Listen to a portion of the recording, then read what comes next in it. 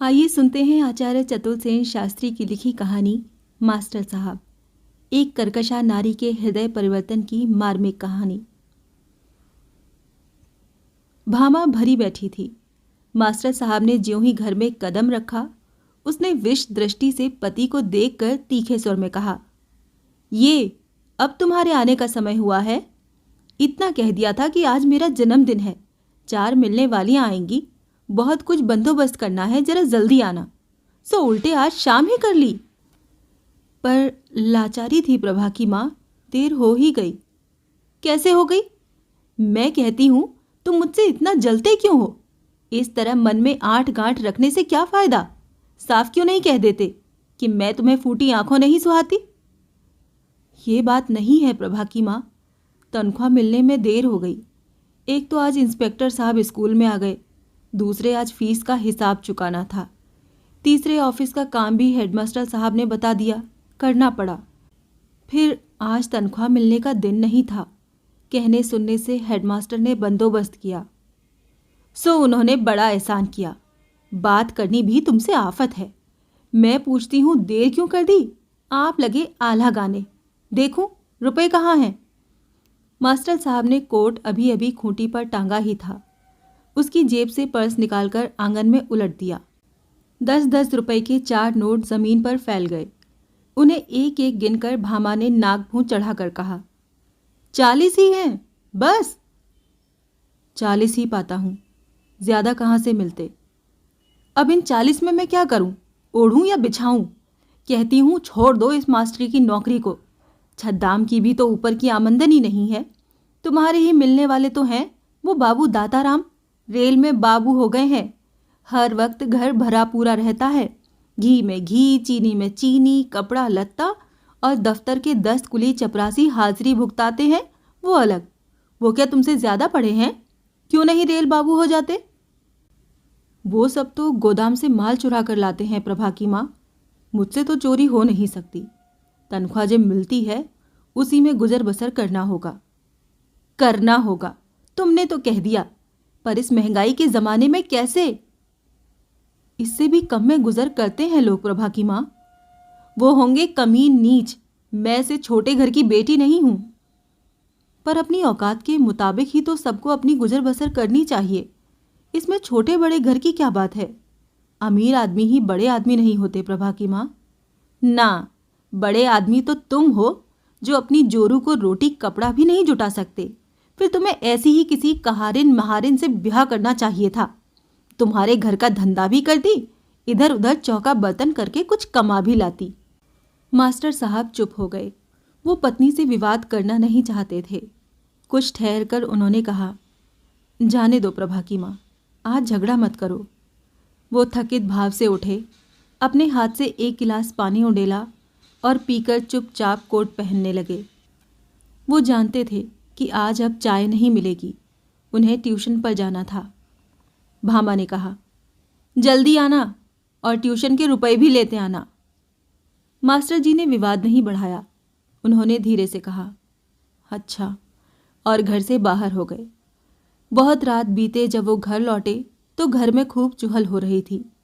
भामा की सखी सहेलियां सजी धजी गा बजा रही थीं। अभी उनका खाना पीना नहीं हुआ था। भामा ने बहुत सा सामान बाजार से मंगा लिया था। पूड़ियाँ तली जा रही थीं और घी की सौंधी महक घर में फैल रही थी। पति के लौट आने पर भामा ने ध्यान नहीं दिया। वो अपनी सहेलियों की आवभगत में लगी रही। मास्टर साहब बहुत देर तक अपने कमरे में पलंग पर लेटे भामा के आने और भोजन कराने की प्रतीक्षा करते रहे और न जाने कब सो गए। रात को भूखे ही सो रहे तुम? खाना नहीं खाया? कहाँ, तुम काम में लगी थी, मुझे पड़ते ही नींद आई तो फिर आंख ही नहीं खुली। मैं तो पहले ही जानती थी कि बिना इस दासी के लाए तुम खा नहीं सकते। रोज ही तो चाकरी बजाती हूँ। एक दिन मैं तनिक अपनी मिलने वालियों में फंस गई, सो रूठ कर भूखे ही सो रहे। सो एक बार नहीं 100 बार सो रहो, यहाँ किसी की धौंस नहीं सहने वाले हैं। लेकिन प्रभा की माँ, इसमें धौंस की क्या बात है? मुझे नींद आ ही गई। आ गई तो अच्छा हुआ, अब महीने के खर्च का क्या होगा?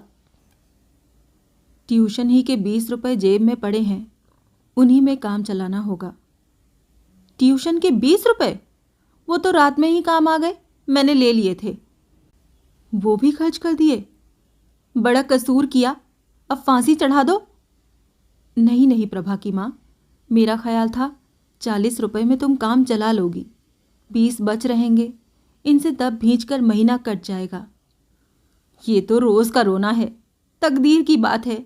ये घर मेरी ही फूटी तकदीर में लिखा था, पर क्या किया जाए, अपनी लाज तो ढकनी ही पड़ती है। लाख भूखे नंगे हों, परायों के सामने तो नहीं रह सकते। वो सब बड़े घर की बहू बेटियां थीं, कोई खटीक चमारन तो थी ही नहीं।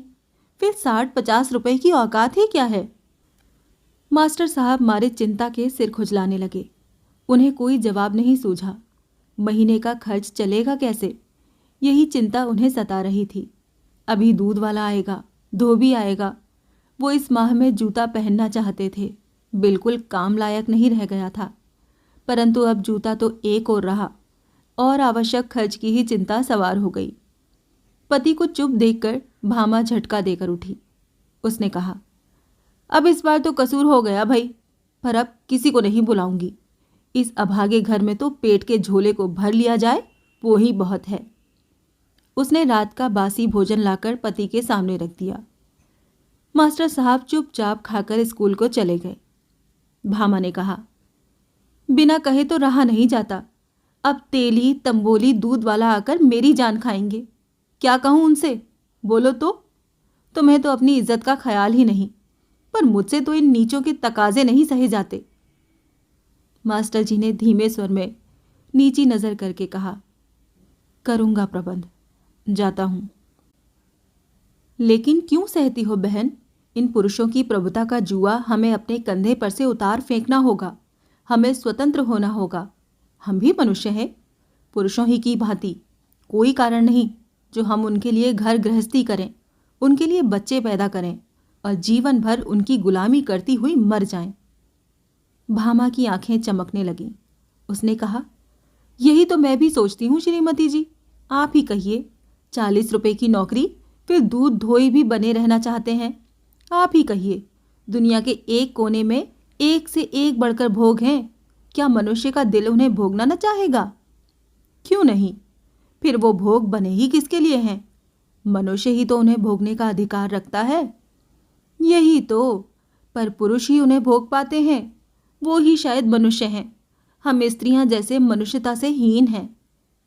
हमें लड़ना होगा, हमें संघर्ष करना होगा, हमें पुरुषों की ही बराबरी की होकर जीना होगा। इसी उद्देश्य पूर्ति के लिए हमने ये आज़ाद महिला संघ खोला है। तुम्हें चाहिए कि तुम इसमें सम्मिलित हो जाओ। इसमें हम न केवल स्वतंत्रता के पाठ पढ़ाते हैं, बल्कि स्त्रियों को स्वावलंबी रहने के योग्य भी बनाते हैं। हमारा एक स्कूल भी है, जिसमें सिलाई, कसीदा और भांति भांति के दस्तकारी सिखाई जाती हैं। गायन नृत्य के सीखने का भी प्रबंध है। हम जीवन चाहते हैं, सो हमारे संग में तुम्हें भरपूर जीवन मिलेगा। तो मैं श्रीमती जी आपके संघ और स्कूल दोनों ही की सदस्य होती हूँ। जब वो स्कूल चले जाते हैं, मैं दिन भर घर में पड़ी उनके आने का इंतजार करती रहती हूँ। सो भी इस अवस्था में नहीं कि वो मेरे लिए कुछ उपहार लेकर आते होंगे या मेरे पास बैठकर 2 बोल हंस बोल लेंगे। ईश्वर जाने कैसी ठंडी तबीयत पाई है। चुपचाप आते हैं, थके हुए परेशान से, और पूरे सुस्ता भी नहीं पाते कि ट्यूशन। प्रभा है उनकी लड़की, उसी से रात को हंसते बोलते हैं। कहिए, ये कोई जीवन है? नरक है नरक। सिर्फ मैं हूं जो ये सब सहती हूं। मत सहो बहन, मत सहो। अपने आत्मसम्मान और स्वाधीनता की रक्षा करो। यही करूंगी श्रीमती जी, यही करूंगी। तो कल आना, बहुत सी बड़ी बड़ी देवियां आएंगी। उनके भाषण होंगे, भजन होंगे, नृत्य होगा, गायन होगा, नाटक होगा, प्रस्ताव होंगे और फिर प्रीति भोज होगा। कहो, आओगी ना? अवश्य आऊंगी। अब जाती हूँ। अब जाओ फिर, तुम्हें देखकर चित्त प्रसन्न हुआ। याद रखो, तुम्हारी जैसी ही देवियों के पैरों पड़ी परतंत्रता की बेड़ियां काटने के लिए हमने ये उद्योग किया है। आप धन्य हैं श्रीमती जी। नमस्ते। नमस्ते। भामा ने बड़ी उत्सुकता से वो रात काटी। और वो अपनी समझ में पूरी तैयारी के साथ सज धज कर जब उस जलसे में गई तो हद दर्जे चमत्कृत और लज्जित होकर लौटी। चमत्कृत हुई वहाँ के वातावरण से, व्याख्यानों से, कविताओं से और नृत्य से, मनोरंजन प्रकारों से। उसने देखा, समझा, आहा, यही तो सच्चा जीवन है, कैसा आनंद है, कैसा उल्लास है, कैसा विनोद है। परंतु जब उसने अपनी हीनावस्था का वहाँ आने वाली प्रत्येक महिला से मुकाबला किया तो लज्जित हुई। उसने दरिद्र निरीह पति से लेकर घर की प्रत्येक वस्तु को अत्यंत नगण्य, अत्यंत क्षुद्र, अत्यंत दयनीय समझा और वो अपने ही जीवन के प्रति एक असहनीय विद्रोह और असंतोष भावना लिए बहुत रात गए घर लौटी। मास्टर साहब उसकी प्रतीक्षा में जागे बैठे थे। पिता की कहानियां सुनते सुनते प्रभा थक कर सो गई थी। भोजन तैयार कर आप खा और प्रभा को खिला, पत्नी के लिए उन्होंने रख छोड़ा था। भामा ने आते ही एक तिरस्कार भरी दृष्टि पति और उस शयनागार पर डाली जो उसके कुछ क्षण पूर्व देखे गए दृश्यों से चकाचौंध हो गई थी। उसे सब कुछ बड़ा ही अशुभ, असहनीय प्रतीत हुआ। वो बिना ही भोजन किए, बिना ही पति से एक शब्द बोले, चुपचाप ही सोती हुई फूल सी प्रभा पर एक दृष्टि डाले चुपचाप जाकर सो गई। मास्टर साहब ने कहा, और खाना? नहीं खाऊंगी। कहाँ खाया? खा लिया। और प्रश्न नहीं किया। मास्टर साहब भी सो गए। भामा प्राय नित्य ही महिला संघ में जाने लगी। उन्मुक्त वायु में स्वच्छंद सांस लेने लगी। पढ़ी लिखी, उन्नतिशील कहाने वाली लेडियों महिलाओं के संपर्क में आई। जितना पढ़ सकती थी पुस्तकों पत्र पत्रिकाओं को पढ़ने लगी। उसने सुना उन महामहिम महिलाओं में जो सभाओं और जलसों में ठाटदार साड़ी धारण करके सभा नेत्रियों के पासन को सुशोभित करती हैं। चारों ओर स्त्री पुरुष जिनका आदर करते हैं, जिन्हें प्रणाम करते हैं, हंस हंस कर झुक कर जिनका सम्मान करते हैं। उनमें कोई घर को त्याग चुकी है, कोई पति को त्याग चुकी है। उनका गृहस्थ जीवन नष्ट हो चुका है। वो स्वच्छंद हैं, उन्मुक्त हैं, वो बाधाहीन हैं। वो कुछ घंटों ही के लिए नहीं, प्रत्युत महीनों तक चाहे जहाँ रह और चाहे जहाँ जा सकती हैं। उन्हें कोई रोकने वाला, उनकी इच्छा में बाधा डालने वाला नहीं है। उसे लगा यही तो स्त्री का सच्चा जीवन है। वो गुलामियों की बेड़ियों को तोड़ चुकी हैं। वो नारियां धन्य हैं। एक दिन सभा में जब सभा नेत्री महोदया तालियों की प्रचंड गड़गड़ाहट में ऊंची कुर्सी पर बैठी, उपस्थित प्रमुख पुरुषों और महिलाओं ने उन्हें सादर मोटर से उतारकर फूल मालाओं से लाद दिया था, तो भामा के पास बैठी एक महिला ने मुंह बिचका कर कहा, लानत है इस पर। यहाँ ये ठाठ है, वहाँ खसम ने पीट कर घर से निकाल दिया है। अब मुकदमेबाजी चल रही है। दूसरी देवी ने कुतूहल से पूछा, क्यों? ऐसा क्यों है? कौन अपनी औरत का रात दिन पराये मर्दों के साथ घूमते रहना, हंस हंस कर बातें करना पसंद करेगा भला? घर गृहस्थी देखना नहीं, देशोद्धार करना या महिला उद्धार करना और घर बाहर आवारा फिरना। तो बीवी बिना त्याग किए यूं देश सेवा हो भी तो नहीं सकती। खाक देश सेवा। जो अपने पति और बाल बच्चों की सेवा नहीं कर सकती, वो अपनी घर गृहस्थी को नहीं संभाल सकती, वो देश सेवा क्या करेगी? देश के शांत जीवन में अशांति की आग अवश्य लगाएगी। भामा को ये बातें चुभ रही थीं। उससे रहा न गया। उसने तीखी होकर कहा, क्या चकचक लगाए हो बहन? तुम जाकर घर गृहस्थी संभालो ना, यहाँ वक्त बर्बाद करने क्यों आई हो? महिला चुप तो हो गई, पर उसने तिरस्कार और अवज्ञा की दृष्टि से एक बार भामा को और एक बार सभा नेत्री को देखा। भामा सिर्फ स्त्रियों ही के जलसों में नहीं जाती थी, वो उन जलसों में भी भाग लेने लगी जिनमें पुरुष भी होते। बहुधा वो स्वयं सेविका बनती और ऐसे कार्यों में तत्परता दिखाकर वाहवाही लूटती। उसकी लगन, तत्परता, स्त्री स्वातंत्र्य की तीव्र भावना के कारण इस जागृत स्त्री जगत में उसका परिचय काफी बढ़ गया। वो अधिक विख्यात हो गई।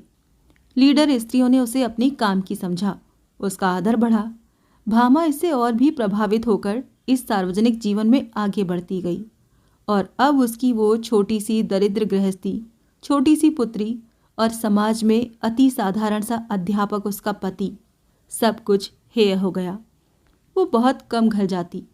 बहुधा मास्टर साहब को खाना स्वयं बनाना पड़ता। चाय बनाना तो उनका नित्य कर्म हो गया। पुत्री प्रभा की सार संभाल भी उन्हें करनी पड़ने लगी। वो स्कूल जाएं, ट्यूशन करें, बच्ची को संभालें, भोजन बनाएं और घर को भी संभालें। ये सब नित्य नित्य संभव नहीं रहा। घर में अव्यवस्था और अभाव बढ़ गया। भामा और भी तीखी और निडर हो गई। वो पति पर इतना भार डालकर उनकी किंचित भी सहायता न करके, उनकी सारी संपत्ति को अधिकृत करके भी निरंतर उनसे क्रुद्ध और असंतुष्ट रहने लगी। पति की आय का अब सबसे बड़ा भाग उसकी साड़ियों में, चंदों में, तांगे के भाड़े में और मित्र मित्राणियों के चाय पानी में खर्च होने लगा। मास्टर साहब को मित्रों से ऋण लेना पड़ा। ऋण मास मास बढ़ने लगा और फिर भी खर्च की व्यवस्था बनी नहीं। दूध आना बंद हो गया, घी की मात्रा कम हो गई, साग सब्जी में किफ़ायत होने लगी। मास्टर जी के कपड़े फट गए। उन्होंने एक और ट्यूशन कर ली। वो रात दिन पिसने लगे। छोटी सी बच्ची चुपचाप अकेली घर में बैठी माता और पिता के आगमन की प्रतीक्षा करने की अभ्यस्त हो गई। बहुधा वो बहुत रात तक सन्नाटे के आलम में अकेली घर में डरी हुई, सहमी हुई बैठी रहती। कभी रोती रोती सो जाती, बहुधा भूखी प्यासी। एक दिन जब मास्टर साहब स्कूल की तैयारी में थे, भामा ने कहा, सुनते हो, मुझे एक नई खद्दर की साड़ी चाहिए और कुछ रुपए। महिला संघ का जलसा है, मैंने स्वयं सेविकाओं में नाम लिखाया है। किंतु रुपए तो अभी नहीं है, साड़ी भी आना मुश्किल है। अगले महीने में। भामा गरज पड़ी। अगले महीने में या अगले साल में? आखिर मैं हूं क्या, भिखारिन हूं? मैं भी इस घर की मालकिन हूं, ब्याही आई हूं, बांदी नहीं। सो तो ठीक है प्रभा की माँ, परंतु रुपया तो नहीं है ना। इधर बहुत सा कर्जा भी तो हो गया है, तुम तो जानती ही हो। मुझे तुम्हारे कर्जों से क्या मतलब? कमाना मर्दों का काम है या औरतों का? कहो तो मैं कमाई करूं जाकर? नहीं नहीं, ये मेरा मतलब नहीं, पर अपनी जितनी आमदनी है उतनी। भाड़ में जाए तुम्हारी आमदनी। मुझे साड़ी चाहिए और 10 रुपए। तो बंदोबस्त करूंगा। मास्टर साहब और कुछ नहीं बोले, छाता संभाल कर चुपचाप चल दिए। जलसे में भामा एक सप्ताह व्यस्त रही। वो घर न आ सकी। 8 दिन बाद जब वो घर आई तो उसके रंग ढंग ही बदले हुए थे। उसमें लीडरी की बू आ रही थी। अब वो एक बच्ची की माँ, एक पति की पत्नी, एक घर की गृहिणी नहीं, एक आधुनिकतम महिला, उद्धारक स्त्री थी। पुरुषों से, गृहस्थी की रूढ़ियों से, दरिद्र जीवन से संपूर्ण विद्रोह करने वाली। वो बात बात पर पति से झगड़ा करने लगी। प्रभा को अकारण ही पीटने लगी। तनिक सी भी बात मन के विपरीत होने पर तिनक कर घर से चली जाती और 2-2 दिन गायब रहती। उसकी बहुत सी सखी सहेलियां हो गई थीं। बहुत से अड्डे बन गए थे, जिनमें स्कूलों की मास्टरनियाँ, अध्यापिकाएं, विधवाएं, प्रौढ़ाएं और स्वतंत्र जीवन का रस लेने वाली अन्य अनेक प्रकार की स्त्रियां थीं। उनमें से प्राय सबों ने स्त्रियों के उद्धार का व्रत ले रखा था। इन सब बातों से अंततः एक दिन मास्टर साहब का समुद्र सा गंभीर हृदय भी विचलित हो गया। पत्नी के प्रति उत्पन्न रोष को वो यत्न करके भी दबा न सके। प्रभा 2 दिन से ज्वर में बेहोश थी और भामा 2 दिन से गायब थी, किसी कार्यवश नहीं, क्रुद्ध होकर। प्रभा ने अम्मा अम्मा की रट लगा रखी थी। उसके होंठ सूख रहे थे, बदन तप रहा था। मास्टर साहब स्कूल नहीं जा सके थे, ट्यूशन भी नहीं, खाना भी नहीं। वो बस पुत्री के पास बैठे पानी से उसके होठों को तर करते, अम्मा आ रही है बेटा, कहकर धीरज देते। फिर एक गहरी सांस के साथ हृदय के दुख को बाहर फेंकते और अपने दांतों से होठ दबा लेते और भामा के प्रति उत्पन्न क्रोध को दबाने की चेष्टा करते। जब भामा आई तो उसने न बीमार पुत्री की ओर देखा, न भूख प्यास से जर्जर पति की ओर। वो भरी हुई जाकर अपनी कोठरी में द्वार बंद करके पड़ गई। अंत में मास्टर साहब ने कोठरी के द्वार पर जाकर कहा, प्रभा को बहुत तेज ज्वर है प्रभा की माँ, तनिक आओ तो। मैं क्या कोई वैद्य डॉक्टर हूं? भीतर से भामा ने कहा। नहीं, पर वो तुम्हें बहुत याद कर रही है, तनिक उसके पास बैठो। तुम बैठे तो हो। वो तुम्हें पुकार रही है, बाहर आओ। मैं थक गई हूं, तुम मेरी जान मत खाओ। कैसी बातें कहती हो प्रभा की माँ, वो तुम्हारी बेटी है। तुम्हारी भी तो है। बच्चों की देखभाल तो माँ ही कर सकती है प्रभा की माँ, पर बच्चे माँ के नहीं बाप के हैं, उन्हें ही उनकी संभाल करनी चाहिए। पर तुम जरा बच्ची के पास तो चलो। भाड़ में जाए बच्ची, मुझे जरा सोने दो, मेरी तबीयत ठीक नहीं। ये तुम क्या कह रही हो प्रभा की माँ? तुम उसे नहीं समझ सकोगे, स्कूल की किताबों में वो बातें नहीं लिखी। मास्टर साहब के शरीर का संपूर्ण रक्त उनके मस्तिष्क में भर गया। जीवन में पहली बार असहाय क्रोध की लहर पाई। उन्होंने आपे से बाहर होकर किंतु धीमे स्वर में कहा, तुम ऐसी हृदयहीन हो प्रभा की माँ। उन्होंने थूक सटका और चले गए। सुबह बड़ी देर तक भी जब भामा अपनी कोठरी से बाहर नहीं आई, तब मास्टर साहब रात भर की जागी हुई, फूली हुई सुर्ख आंखों की कोर में वेदना और उदासी भरे प्रभात की बेला में झपकी लेती क्लांत बच्ची को चुपके से छोड़कर फिर पत्नी की कोठरी में गए। रात के गुस्से को भूलकर उन्होंने पुकारा, प्रभा की माँ, उठो तो तनिक, दिन बहुत चढ़ गया है। पर दूसरे ही क्षण उन्होंने देखा कोठरी का द्वार खुला है और भामा वहाँ नहीं है। कोठरी सूनी है, बिछौना खाली है। भीतर जाकर देखा, एक पुर्जा लिखा रखा था। उसमें लिखा था, मेरी आंखें खुल गई हैं, मैं अपने अधिकार को जान गई हूँ। मैं भी आदमी हूँ जैसे तुम मर्द लोग हो, और मुझे भी मर्दों की ही भांति स्वतंत्र रहने का अधिकार है। मैं तुम्हारे लिए गृहस्थी की गुलामी करने से इनकार करती हूँ। तुम्हारे लिए बच्चे पैदा करने से, उनके मल मूत्र उठाने से, तुम्हारे सामने हाथ पसारने से इनकार करती हूँ। मैं जाती हूँ और कहे जाती हूँ कि तुम्हें मुझे बलपूर्वक अपने दुर्भाग्य से बांध रखने का कोई अधिकार नहीं। तुम्हारी 40 रुपए की हैसियत में मैं अपने को भागीदार नहीं बना सकती। मास्टर साहब की आंखें फट गईं, मुंह फैला रह गया। वो वहीं चारपाई पर बैठकर 2-3 बार उस पत्र को पढ़ गए और सब बातों को भूलकर वो यही सोचने लगे, आखिर भामा ये सब लिख कैसे सकी? बिल्कुल ग्रामोफोन की सी भाषा है। व्याख्यान के नपे तुले शब्द, साफ तीखी युक्ति, सुगठित भाषा, ऐसा तो वो भी नहीं लिख सकते। भामा ये सब कहाँ से सीख गई? क्या उसने सत्य ही उन सब गंभीर बातों पर, स्त्री स्वातंत्र्य पर, सामाजिक जीवन के इस असाधारण स्त्री विद्रोह पर पूरा पूरा विचार कर लिया है? क्या वो जानती है कि इस मार्ग पर जाने से उस पर क्या क्या जिम्मेदारियां आएंगी? मैं तो उसे जानता हूँ। वो कमज़ोर दिमाग की स्त्री है, एक असहनशील पत्नी है, एक निर्मम माँ है। वो इन सब बातों को समझ ही नहीं सकती। परंतु वो ये खत लिख कैसे सकी? घर त्यागने का साहस उसमें हो सकता है, ये उसकी दिमागी कमजोरी है और असहनशीलतापूर्ण हृदय का परिणाम है। परंतु उसके कारण इतने उच्च, इतने विशाल, इतने क्रांतिमय हैं, ये भामा समझ नहीं सकती। वो सिर्फ भरी गई है, भुलावे में आई है। ईश्वर करे उसे सुबुद्धि प्राप्त हो, वो लौट पाए। मेरे पास नहीं। मैं जानता हूँ मैं अच्छा पति नहीं, मैं उसकी अभिलाषाओं की पूर्ति नहीं कर सकता। मेरी क्षुद्र आमंदनी उसके लिए काफ़ी नहीं है। फिर भी प्रभा के लिए लौट ही आना चाहिए उसे। पता नहीं कहाँ गई, पर उसे तलाश करना ही होगा। उसके गुस्से को इतना सहा है और भी सहना होगा, और उसने समझा हो या न समझा हो, उसका ये कहना तो सही है ही कि मुझे उसे बलपूर्वक अपने दुर्भाग्य से बांध रखने का कोई अधिकार ही नहीं है। क्षण भर के लिए मास्टर साहब स्तब्ध बैठे रहे। उनकी तनख्वाह के गोल गोल 40 रुपए झल झल करके उनके कानों में 40 की गिनती करके गुम गुम होने लगे, और उनकी दरिद्रता, असहाय गृहस्थी विद्रूप कर ही करके उनका उपहास उड़ाने लगी। मैं आज उस गुलामी की बेड़ियों को तोड़ आई हूँ श्रीमती जी।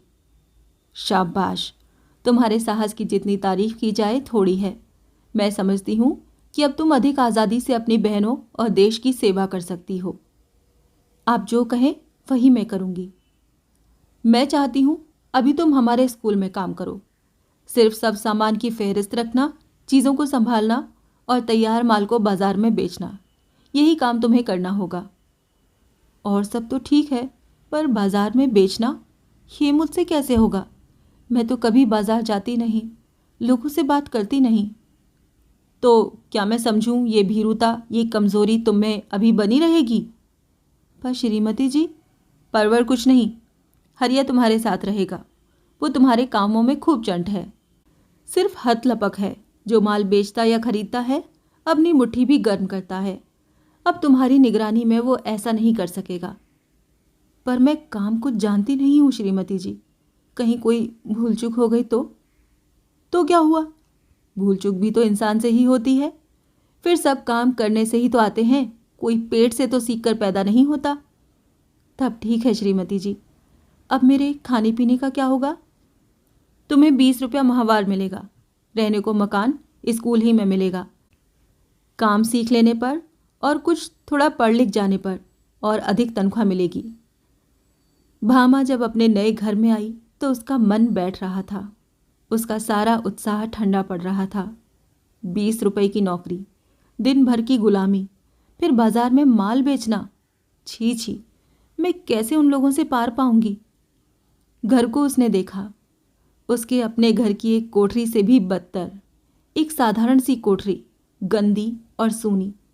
बराबर की कोठरी में चपरासी हरिया रहता था। उसकी पीकर फेंकी हुई अज्जली बीड़ियां बिखरी पड़ी थीं। झाड़ू महीनों से नहीं लगी थी। एक टूटी खाट और पुराना घड़ा पानी से भरा एक कोने में रखा था। ये सब देखकर उसे अपना घर गरीब पर साफ सुथरा, छोटी सी बिटिया प्रभा और सदा शांत शिष्ट रहने वाले पति की याद आने लगी। पर उसने दृढ़तापूर्वक आगे कदम बढ़ाने की ठान ली। कोठरी उसने झाड़ बुहार कर ठीक कर ली। हरिया से उसने कहा, लेकिन चारपाई, बिछौना और सामान, मेरे पास तो कुछ भी नहीं है। आज भर मेरी चारपाई ले लो, पैसे हो तो दो, मैं सामान ला दूं, कल बंदोबस्त कर लेना। लेकिन मेरे पास तो पैसे भी नहीं हैं। तो तुमने बड़ी बीवी से मांगे क्यों नहीं? भामा को उस नीच चपरासी का तुम करके बातें करना बहुत बुरा लगा। उसकी चारपाई मंगनी लेना, उसी की बगल की सूनी कोठरी में अकेले रहना और बिना साज सामान गृहस्थी बसाना, उसे ये सब एक असहाय अनहोनी सी बात लगने लगी। उसने सोचा, चलो घर लौट चलूं। पर मन फिर मचल गया। उसने तुम कहकर उससे बात करने वाले हरिया से तू कहकर बात की। कहा, चल जरा मेरे साथ बीवी जी के घर तक, मैं उनसे ज़रूरी सामान का बंदोबस्त करने को कहूँ। हरिया को ये तू तड़ाक पसंद नहीं आई। उसने दृष्टता से कहा, मैं स्कूल का नौकर हूँ, तुम्हारा नहीं, और रात दिन की नौकरी भी नहीं करता हूँ। मैं इस समय कहीं नहीं आ जा सकता। और वो भीतर अपनी कोठरी में चला गया। मानिनी भामा तमाम रात भूखी प्यासी ठिठुलती उस कोठरी के कोने में भीतर से द्वार बंद करके बैठी रही। एक एक करके उसके सामने पति के प्यार, सहनशीलता, अधीनता के चित्र खींचने लगे। उसे ख्याल हुआ, उनकी ये दरिद्रता उनकी अकर्मण्यता से नहीं, देश के वातावरण से, लाचारी से और परंपरा से ही है। उसे रह रहकर अपनी बच्ची की याद आने लगी, जो ज्वर में अपने सूखे होठों से अम्मा को पुकार रही थी। उसे पति का अभ्यस्त मधुरतम संबोधन, प्रभा की माँ की याद आ रही थी। झरझर उसकी आंखों से आंसू बहते रहे। वो रोती रही। भूख प्यास से थकित, शिथिल, गंदी अंधेरी कोठरी में बैठी वो मन ही मन कहने लगी, यही हमारी, हम स्त्रियों की स्वाधीनता का पथ है। दूसरी कोठरी में हरिया और उसके यार दोस्त दम लगा रहे थे, गंदी बातें बक रहे थे और बीच बीच में भामा को लेकर बहुत सी उचित अनुचित बातें कह रहे थे। किंतु श्रीमती जी, भामा मेरी पत्नी है। कह तो दिया आप नहीं मिल सकते। मगर मिलना बहुत ज़रूरी है श्रीमती जी, उसकी बच्ची बहुत बीमार है। महाशय, वो आपसे मिलना नहीं चाहती, आपसे कोई सरोकार रखना नहीं चाहती। ऐसी हालत में आप उसे ज़बरदस्ती नहीं मिल सकते। ज़बरदस्ती नहीं श्रीमती जी, मैं आपसे प्रार्थना कर रहा हूँ। आप नाहक हमारा सिर खाते हैं। लेकिन उसने उचित नहीं किया है, उसे सोचना होगा और आपको भी उसे समझाना चाहिए। सोचिए तो सही, वो एक पति की पत्नी ही नहीं, एक बच्ची की माँ भी है। वो अपना हानि लाभ सोच सकती है, उसे आपकी शिक्षा की कोई आवश्यकता नहीं है। है श्रीमती जी, उसे मेरी शिक्षा की आवश्यकता की बहुत ज़रूरत है। वो अपना हानि लाभ नहीं सोच सकती। तो आप चाहते क्या हैं? ज़रा उसे यहाँ बुलाइए, मैं उससे बात करना चाहता हूँ। परंतु मैंने कहा आपसे, वो आपसे बात नहीं करना चाहती। नहीं नहीं, बात करने में तो कोई हानि नहीं है। ओफो, आपने तो सिर खा डाला। मैं कहती हूँ आप चले जाइए यहाँ से। मैं उसे ले जाने के लिए आया हूँ। उसे आप ज़बरदस्ती नहीं ले जा सकते।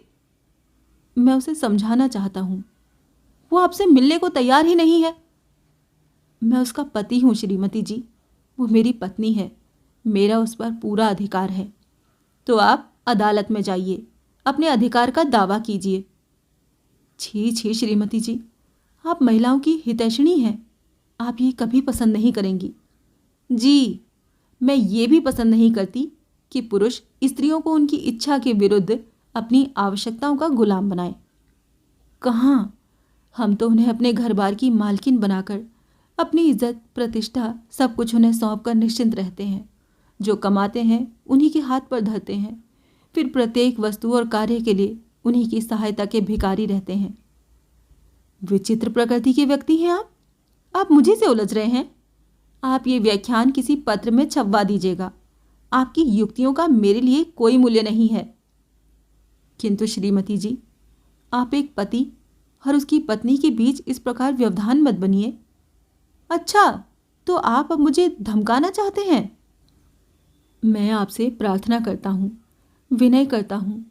आप भद्र महिला हैं। एक माता को उसकी बीमार पुत्री से, उसके निरीह पति से पृथक मत कीजिए। आप बड़े घर की महिलाएं और आपके पतिगण ये सब विच्छेद सहन करने की शक्ति रखते हैं। हम बेचारे गरीब अध्यापक नहीं।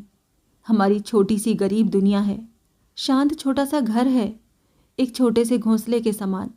हम लोग न ऊधों के लेने में और न माधों के देने में दिन भर मेहनत करते हैं। घर में पत्नी और बाहर पति, और रात को अपनी नींद सोते हैं। आप बड़े बड़े आदमियों का शिकारी जीवन है, उसमें संघर्ष है, आकांक्षाएं हैं, प्रतिक्रिया है और प्रतिस्पर्धा है। इन सब के बीच आप लोगों का व्यक्तिगत जीवन एक गौण वस्तु बन जाता है। पर हम लोग इन सब झंझटों से पाक साफ हैं। कृपया हम जैसे निरीह प्राणियों को अपनी इस जीवन की घुड़दौड़ में न घसीटिए। दया कीजिए, मेरी पत्नी मेरे साथ कर दीजिए। मैं उसे समझा लूँगा, उससे निपट लूँगा। अच्छा, तो आप चाहते हैं कि मैं चपरासी को बुलाऊं या पुलिस को फ़ोन करूं? जी नहीं, मैं चाहता हूं कि आप भामा देवी को यहाँ बुला दें, मैं उन्हें अपने घर ले जाऊं। ये नहीं हो सकता। ये बड़ा अन्याय है श्रीमती जी। आप जाते हैं या चपरासी को बुलाया जाए? चपरासी, ओ चपरासी! देवी जी ने उच्च स्वर से पुकारा। अपनी टेढ़ी और घिनौनी मूछों में हंसता हुआ हरिया आ खड़ा हुआ और उद्दंडता से बोला, क्या करना होगा मेम साहब? मेम साहब के कुछ कहने से पहले ही मास्टर साहब, कुछ नहीं भाई, कुछ नहीं, कहते हुए अपना छाता उठाकर ऑफिस से बाहर हो गए। चलती बार भी वो श्रीमती जी को नमस्ते करना नहीं भूले। सुना तुमने, वो खूसट आया था ऑफिस में। कौन? अरे वही बागड़ बिल्ला मास्टर, तुम्हारा पति। लेकिन तू तमीज से बात कर। ए खुश, तुमसे? तुम क्या मेरी अफसर हो? तो तूने समझा क्या है? तुम 20 पाती हो, मैं भी 20 पाता हूँ, तुमसे कम नहीं हूँ। तो तू इसी से मेरी बराबरी करेगा? कल इतना काम कर दिया, सारा सामान बाजार से ढोकर लाया और अब तू करके बातें करती है। ऐसी ही शहजादी थी तो 20 रुपल्ली की नौकरी करने और इस कोठरी में दिन काटने क्यों आई थी? देख हरिया, ज़्यादा बदतमीजी करेगा तो अच्छा नहीं होगा। क्या करोगी? मारोगी? मैं कहती हूँ तू अपनी हैसियत में रह, और तुम भी अपनी हैसियत में रहो। बहुत सहा। कल मैं मेम साहब से साफ कह दूंगा, जिस तिस की गुलामी करना मेरा काम नहीं है। ऐसी 360 नौकरी मिल सकती हैं। कोई तुम्हारी तरह घर छोड़कर भगोड़ा नहीं हूँ, इज्जत रखता हूँ। भामा का सारा ही मान बिखर गया। अभी तो सिर्फ 2 ही दिन बीते हैं, इस बीच में इतना कष्ट, इतना अपमान, इतनी वेदना, इतना सूनापन। हे ईश्वर, क्या अभी भी मैं अपने घर लौट नहीं सकती? क्या वो मुझे माफ़ नहीं कर सकते? अरे मैं उनसे कितना तीखी रहती थी, कभी सीधे मुंह बात भी नहीं की। सेवा तो एक और रही, आज दो दो कौड़ी के नीच आदमी मेरे मुंह लगते हैं। मैं एक गरीब मास्टर की बीवी ही सही, फिर भी एक इज्जतदार औरत तो हूँ, किसी का दिया तो नहीं खाती। वो खुद लेने आए थे, कितना घबरा रहे होंगे। प्रभा की क्या हालत होगी। हाय, मैं उसे पेट की बच्ची को बुखार में तड़पती छोड़ाई, एक बार उसकी ओर देखा तक भी नहीं। सच तो ये है कि मैंने न कभी अपने पति का ख्याल किया न संतान का। मैं सदा अपने में असंतुष्ट रही, अपने को देखा ही नहीं, सपने ही देखती रही। वो उस नीच कमीने नौकर से मुंहजोरी करना रोक अपनी कोठरी में घुस गई, द्वार भीतर से बंद कर लिए और फूट फूट कर रोने लगी। दिन बीते, रातें बीतीं, सप्ताह बीते, महीने और साल बीते। 3 साल बीत गए। एक दिन दिवाली की रात को मास्टर साहब अपने घर में दिए जला प्रभा को खिला पिला बहुत सी वेदना, बहुत सी व्यथा हृदय में भरे बैठे थे। बालिका कह रही थी, बाबूजी, अम्मा कब आएगी? आएगी बेटी, आएगी। तुम तो रोज़ यही कहते हो, तुम झूठ बोलते हो बाबूजी। झूठ नहीं बेटी, आएगी। तो वो मुझे छोड़कर चली क्यों गई? आज दिवाली है बाबूजी। हाँ बेटी, तुमने कितनी चीज़ें बनाई थीं, पूरी, कचौड़ी, रायता, हलवा। हाँ हाँ बेटी, तुझे सब अच्छा लगा? हाँ बाबूजी, तुम कितनी खील लाए हो, खिलौने लाए हो, मैंने सब वहाँ सजाए हैं। बड़ी अच्छी है तू रानी बिटिया, ये सब मैं अम्मा को दिखाऊंगी। दिखाना, देखकर वो हंसेंगी, खूब हंसेंगी, फिर मैं रूठ जाऊंगी। नहीं नहीं रानी बिटिया, रूठा नहीं करते। तो फिर वो मुझे छोड़कर चली क्यों गई? मास्टर जी ने टब से एक बूंद आंसू गिराया और पुत्री की दृष्टि बचाकर दूसरा पोंछ डाला। तभी बाहर खिड़की के पास किसी के धम से गिरने की आवाज़ आई। मास्टर जी ने चौंक कर देखा, गुनगुना कर कहा, क्या गिरा? क्या क्या हुआ? वो उठकर बाहर गए। सड़क पर दूर खंबे पर टिमटिमाती लालटेन के प्रकाश में देखा, कोई काली काली चीज़ खिड़की के पास पड़ी है। पास जाकर देखा, कोई स्त्री है। निकट से देखा, बेहोश है। मुंह पर लालटेन का प्रकाश डाला, मालूम हुआ भामा है। मास्टर साहब एकदम व्यस्त हो उठे। उन्होंने सहायता के लिए इधर उधर देखा, कोई न था, सन्नाटा था। उन्होंने दोनों बाहों में भामा को उठाया और घर के भीतर ले आए, उसे चारपाई पर लिटा दिया। बालिका ने भय मिश्रित दृष्टि से मूर्छिता माता को देखा, कुछ समझ न सकी। उसने पिता की तरफ देखा। तेरी अम्मा आ गई बिटिया, बीमार है ये। फिर भामा की नाक पर हाथ रखकर देखा और कहा, उस कोने में दूध रखा है, ला तो जरा। दूध के 2-4 चम्मच कंठ में उतरने पर भामा ने आंखें खोली। एक बार उसने आंखें फाड़कर घर को देखा, पति को देखा, पुत्री को देखा, और वो चीख मारकर फिर बेहोश हो गई। मास्टर जी ने नब्ज देखी, कंबल उसके ऊपर डाला, ध्यान से देखा, शरीर सूखकर कांटा हो गया है। चेहरे पर लाल काले बड़े बड़े दाग हैं, आंखें गड्ढे में धंस गई हैं, सामने के 2 दांत टूट गए हैं, आधे बाल सफ़ेद हो गए हैं, कपड़े गंदे चिथड़े, पैर कीचड़ और गंदगी में लथपथ। और और और वो दोनों हाथों से माथा पकड़कर बैठ गए। प्रभा ने भयभीत होकर कहा, क्या हुआ बाबूजी? कुछ नहीं बिटिया। उन्होंने एक गहरी सांस ली, भामा को अच्छी तरह कंबल उड़ा दिया। इसी बीच भामा ने फिर आंखें खोली। होश में आते ही वो उठने लगी। मास्टर जी ने बाधा देकर कहा, उठो मत प्रभा की माँ, बहुत कमज़ोर हो, क्या थोड़ा दूध और दूँ? भामा ज़ोर ज़ोर से रोने लगी। रोते रोते हिचकियाँ बंध गईं।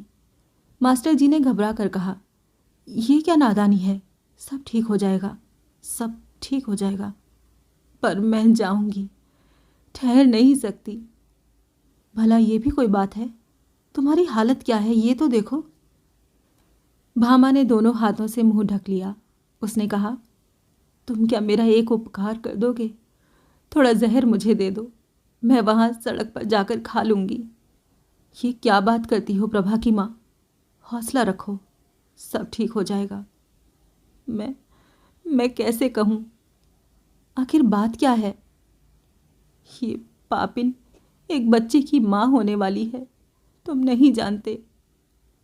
जान गया प्रभा की माँ, पर घबराओ मत, सब ठीक हो जाएगा। मेरा घर। अब इन बातों की इस समय चर्चा मत करो। तुम क्या मुझे क्षमा कर दोगे? दुनिया में सब कुछ सहना पड़ता है, सब कुछ देखना पड़ता है। अरे देवता, मैंने तुम्हें कभी नहीं पहचाना। क्या बातें करती हो? कोई बात नहीं, तुम एक नींद सो लो प्रभा की माँ। आह आह आह मरी, आह पीर। अच्छा अच्छा प्रभा बिटिया, तू ज़रा माँ के पास बैठ, मैं बिल्कुल अभी आता हूँ बेटी। प्रभा की माँ, घबराना मत, पास ही एक दाई रहती है, बस 10 मिनट लगेंगे, हौसला रखना। और वो कर्तव्यनिष्ठ मास्टर साहब जल्दी जल्दी घर से निकलकर दिवाली की जलती हुई अनगिनत दीप पंक्तियों को लगभग अंधेरा कर तेजी से एक अंधेरी गली की ओर दौड़ चले। चरण रज दो मालिक। वाहियात बात है प्रभा की माँ। अरे चरण रज दो, ओ पतित पावन, ओ अशरण शरण, ओ दीन दयाल, चरण रज दो। तुम पागल हो गई हो प्रभा की माँ। पागल हो जाऊंगी। 3 साल में दुनिया देख ली, दुनिया समझ डाली, पर इस अंधी ने तुम्हें न देखा, तुम्हें न समझा। ये तुम फालतू बकबक करती रहोगी तो फिर से ज्वर हो जाने का भय है। बिटिया प्रभा, अपनी माँ को थोड़ा दूध तो दो। मैं भैया को देखूंगी बाबूजी। भामा ने पुत्री को छाती से लगाकर कहा। मेरी बच्ची, तू अपने बाप की बेटी है, इस पतिता माँ को छू दे, जिससे वो पाप मुक्त हो जाए। नाहक बिटिया को परेशान मत करो प्रभा की माँ। पर मैं तुम्हें कैसे मुंह दिखाऊंगी? प्रभा की माँ, दुनिया में सब कुछ होता है, तुमने इतना कष्ट पाया है, अब समझ गई हो। उन सब बातों को याद करने से क्या होगा? जो होना था हुआ, अब आगे की सुध लो। हाँ, अब मुझे तनख्वाह 60 रुपये मिल रही है प्रभा की माँ, और ट्यूशन से भी 30-40 पीठ लाता हूँ। और एक चीज़ देखो, प्रभा ने खुद पसंद करके अपनी अम्मा के लिए खरीदी थी उस दिवाली को। वो एक नवयुवक की भांति उत्साहित हो उठे, बक्से से एक रेशमी साड़ी निकाली और भामा के हाथ में देकर कहा, तनिक देखो तो। भामा ने हाथ बढ़ाकर पति के चरण छुए। उसने रोते रोते कहा, मुझे साड़ी नहीं, गहना नहीं, सुख नहीं, सिर्फ तुम्हारी शुभ दृष्टि चाहिए। नारी जीवन का तथ्य मैं समझ गई हूँ, किंतु अपना नारीत्व खोकर वो घर की साम्राज्ञी है और उसे खूब सावधानी से अपने घर को चारों ओर से बंद करके अपने साम्राज्य का स्वच्छंद उपभोग करना चाहिए, जिससे बाहर की वायु उसमें प्रविष्ट न हो। फिर वो साम्राज्य चाहे जैसा भी हो, लघु, तुच्छ, विपन्न, असहाय। मास्टर साहब ने कहा, प्रभा की माँ, तुम तो मुझसे भी ज़्यादा पंडिता हो गई। कैसी कैसी बातें सीख ली तुमने प्रभा की माँ। वो ही करके हंसने लगे।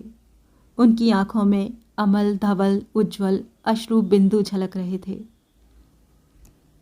ये थी आचार्य चतुर सेन शास्त्री की लिखी कहानी मास्टर साहब।